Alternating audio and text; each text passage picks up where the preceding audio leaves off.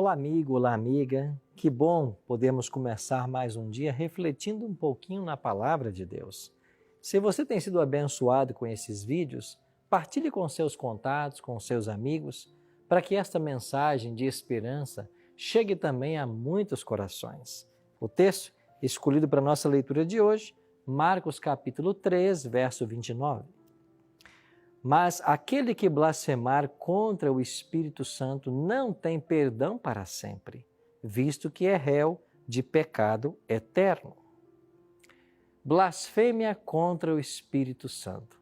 Você já ouviu falar a respeito disso? Sabe o que significa? Alguma vez já chegou a se questionar se cometeu ou não esse pecado? Muitos têm essa dúvida, sabia? Bom, pela leitura do texto de hoje, nós podemos perceber a gravidade do assunto. O que será que o texto está querendo nos dizer ao falar de pecado para a morte, pecado que não tem perdão? O contexto nos diz que Jesus estava em casa e uma multidão afluiu para lá. Os parentes dele também foram, juntamente os escribas e fariseus. A multidão foi por causa das coisas que Jesus fazia. Os parentes foram porque queriam prendê-lo, achavam que ele estava louco. E os escribas foram para acusá-lo dele estar possuído de demônios. Jesus havia curado um homem cego, mudo e possuído por demônios.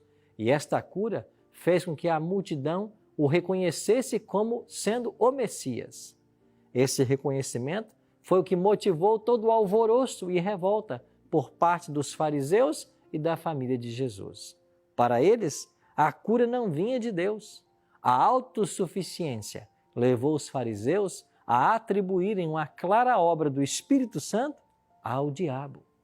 E ao tentarem difamar e insultar a Jesus, não era contra Cristo que estavam falando, mas contra quem o estava conduzindo, ou seja, o Espírito Santo. O que essa história pode nos ensinar é que blasfemar contra o Espírito não é falar mal contra Cristo.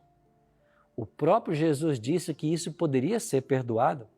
Blasfemar contra o Espírito nesse contexto é ser insensível às coisas de Deus por causa da autossuficiência e orgulho religioso.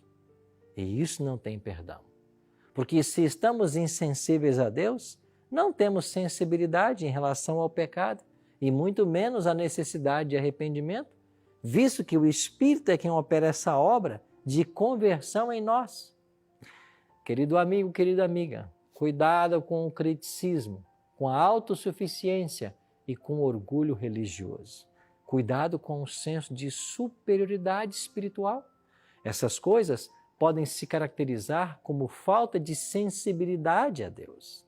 Agora, se você reconhece a sua pecaminosidade e clama por um novo nascimento, saiba que você não blasfemou contra o Espírito.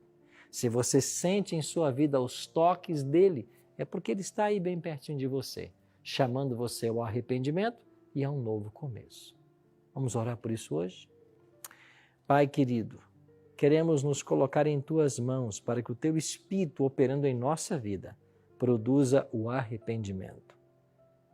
Cuida de nós nesse dia e não nos ajude a não entristecermos o Teu Espírito, mas sermos sensíveis e obedientes à voz dEle.